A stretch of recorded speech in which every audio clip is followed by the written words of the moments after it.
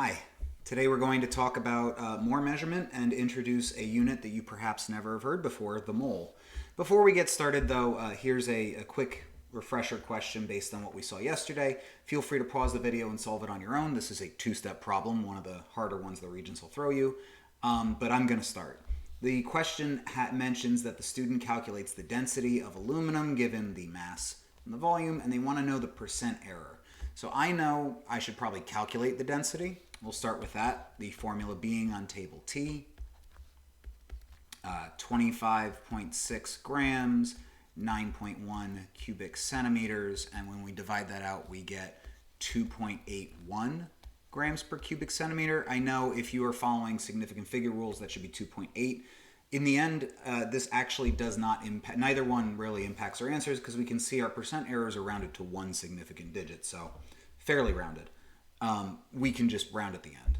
The actual question talks about percent error. For percent error, I need an accepted value, so I'm going to go to table S in the reference table, pull out the density of aluminum. The accepted value is 2.70 grams per cubic centimeter for aluminum. Luckily, they mentioned that it was an element. So for a percent error, filling in immediately, we've got accepted minus, measured minus accepted over accepted times 100. Substituting in, we've got 2.81. In general, I like to keep a couple of extra digits anyway. If you're worried about rounding, I would always rather round at the end than round too early, and then, over rounding can actually change the numerical value of your answer. So don't do that. We get about 0.11 divided by 2.70 times 100%, which gives us 4% after rounding, which is why the answer here is 4. So for today, I just kind of wanted to talk about a paperclip. More specifically, a little bit more about a paperclip. Most paperclips are largely iron with a small, very thin zinc coating on them to help prevent corrosion due to rust. But here's the question I really want to dig into today. How many, if we assumed it was 100% iron to make our lives easier, atoms of iron are in this paperclip? You're welcome to make your guesses. You can put it in the comments. You can think to yourself. You do whatever you want to do. And I would guess that maybe even some of you might guess correctly. But I think we need more information. First, I need to know some things about this paperclip beyond the fact that it's made of iron. And second, I need a little bit more information about chemistry. So as a reminder, when we measure in chemistry, we've got all these things, tools and instruments and ways to read and estimating decimal places or all those things. Just as a quick mention, I did mention the meniscus of water. Did want to point out that mercury, interestingly, has an opposite meniscus because glass and mercury repel each other. Regardless, you measure from the middle. But none of these ways of measuring will tell you how many atoms are present in a substance. And the main reason for that is that atoms are really, really, really small. So instead we have this unit that we call the mole, found on table D of your reference table. It says right here, mole, abbreviated MOL. Scientists like three-letter abbreviations. And it says the amount of a substance. And that's not really super clear, so I wanted to talk for a minute about that. We have units in everyday life that count objects. You know that the word pair means 2. The word dozen means 12, and there might be others. Score means 20, baker's dozen is 13, gross is 144. We have this unit in chemistry that we call the mole. And similarly to all these other objects, it doesn't matter what the objects are. You know that a dozen apples is 12. A dozen books is 12. It doesn't matter what the object is. For the mole, that's similarly a number, and that number is 6.02 times 10 to the 23rd. Sometimes that gets rounded to 6. The next digit is a 2, so 6.022. It does keep going, again, based on your instruments. But it doesn't matter what the objects are. That's 6.0, it's 602 followed by 21 zeros, or it's like 60 sextillion or some absolutely astronomically large number. And why is there a large number? Well, there's a large number because atoms are small objects. Most human scale objects, a mole of these doesn't make any sense. There's crazy measurements you can do where it covers the earth with a 5-mile deep layer of apples or something like that. But we're not going to worry about that. What I do want to talk about is why would you have a unit for counting objects? And I thought that this picture really kind of summed it up. This is obviously a bunch of eggs, like a lot of eggs. It's not a dozen, and it's not a dozen. It's a whole pallet worth of eggs. And this is the kind of situation you might see if you're like a chicken farmer selling to a market, if you work in a supermarket, if you work in shipping in general. You need to count large objects. Count large numbers of objects. You can imagine if you were in this position and you were selling, you would not be telling the farmer, hey, I need 25,000 eggs. You might not put it that way. In fact, you might not even say, I need 10,000 dozen eggs. You would say, I need a pallet of eggs, or I need, 10 pallets.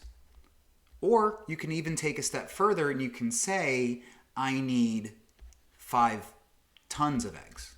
And the idea there is that the pallets would be indirectly related to a number of eggs because you can see the eggs are very organized on that pallet. The amount that fits in a tray, the amount of trays that fit on a pallet, very organized, probably very standardized.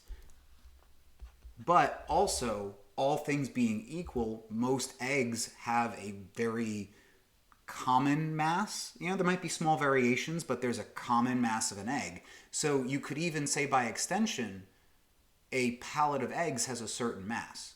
That mass is not equal to the mass of one egg, but you as talking to a farmer and ordering a large amount of eggs for a supermarket or something, you're going to say something like, I need 10,000 pounds of eggs.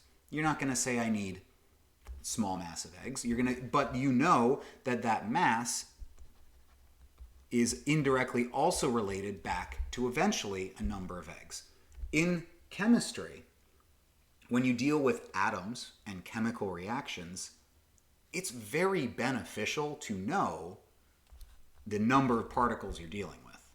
But in the lab, you can't measure the number of particles you're dealing with directly, but you can measure the mass.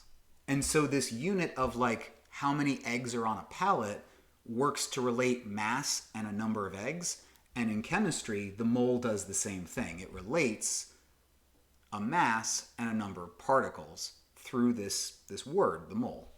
So we said 1 mole of objects is 6.02 times 10 to the 23rd objects. So really the mole represents this number. But then we also just said on the previous slide that amount of objects will have some sort of mass. And that mass kind of works in both ways. That said, because each object is different, a mole will have a different mass depending on the object.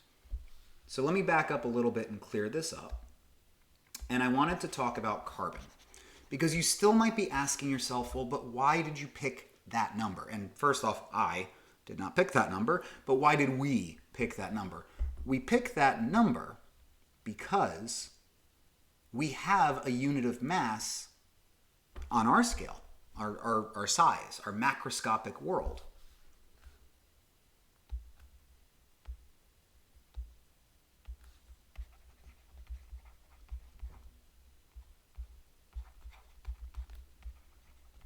The unit for macroscopic mass is the gram.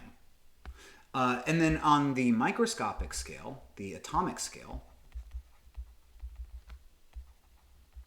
we have a unit, and it's called the AMU, otherwise known as the atomic mass unit. It would be wonderful if we could somehow relate masses that we measure on our scale in grams directly down to the masses of the atoms and the molecules in AMU.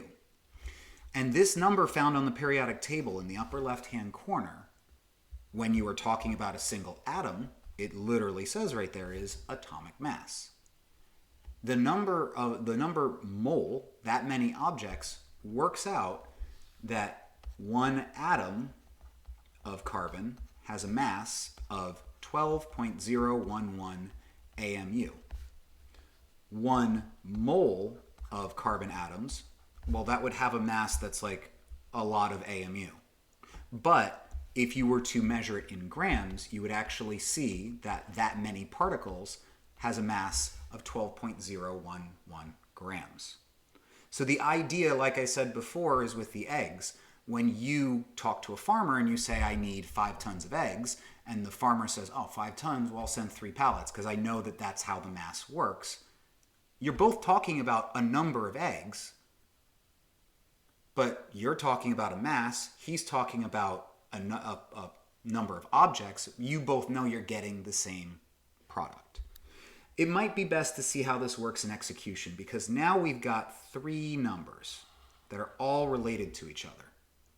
For the element of carbon, this is the number when we're talking about mass. If it wasn't carbon, it would be a different mass, but still, a mole is just the number of objects, so these 2 numbers would stay put. I do want to talk a bit about carbon. To round things off, I haven't forgotten about our paperclip. We will get back to it. But like I said, the 3 numbers I circled, those are our numbers that will build our conversion factors, and this is why it's important to understand dimensional analysis. So how many moles is that many atoms? We'll go through quickly a couple of problems. Our given number here is 4.52 times 10 to the 23rd atoms.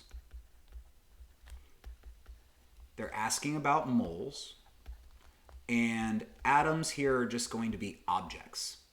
Any object, an atom is an object.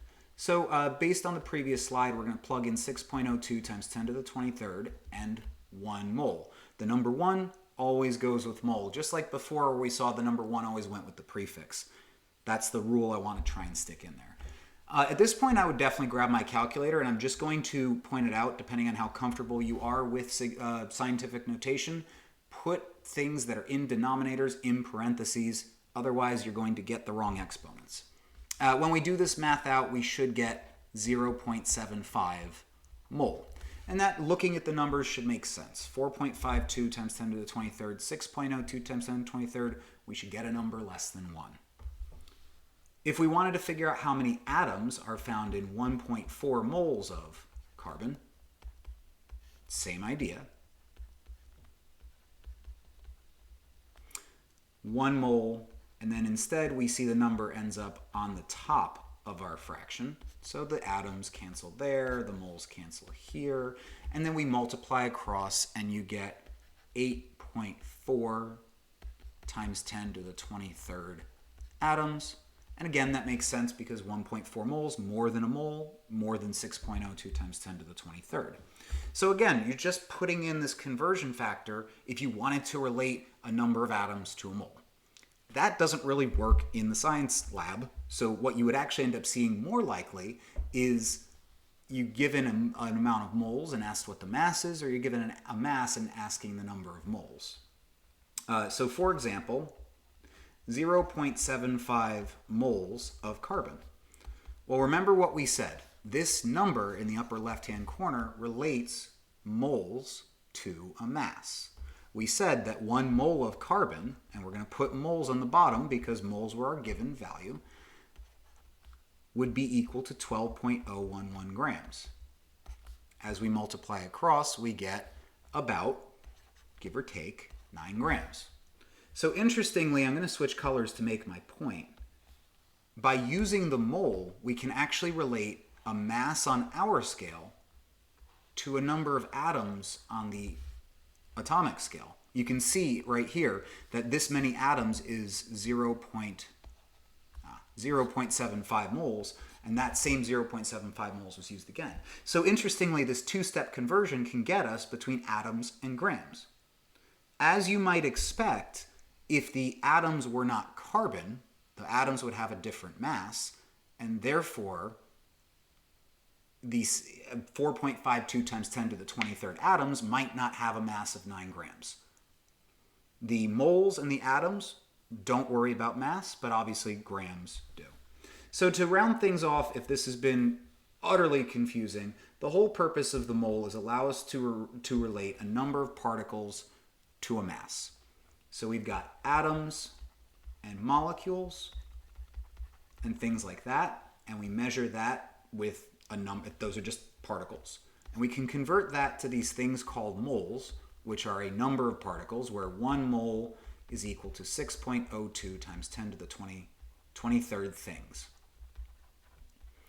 And we can relate moles to mass from the periodic table whenever we're given elements, where for carbon, 12.011 grams is 1 mole. For hydrogen, 1.007 grams is 1 mole. And that whole idea where the particle's mass varies, what causes the mass to vary. So going back to our original problem, I weighed a paperclip earlier. A paperclip has a mass of 1.1 grams. And if we, like I said, assumed that the entire thing was made of just iron, I know they're not, we can do this conversion. Looking at our periodic table, the mass of iron shown is, I believe, about 56. We're going to be a little bit generous with our rounding. And I know the relationship, as it's shown right above there, moles to mass. But I don't want moles, because the original question was how many atoms are there? Well, just like we saw with our two-step conversions before, we can carry out a two-step conversion now. And I know that 1 mole is 6.02 times 10 to the 23rd atoms. So at this point, all I have to do is grab my calculator, and I get 1.2 times 10 to the 22nd atoms of iron. This is super useful if I ever wanted to perform any chemistry onto the iron, because now that I know how many atoms there are, I can have a controlled chemical reaction where I know exactly how many other atoms of another substance I need to get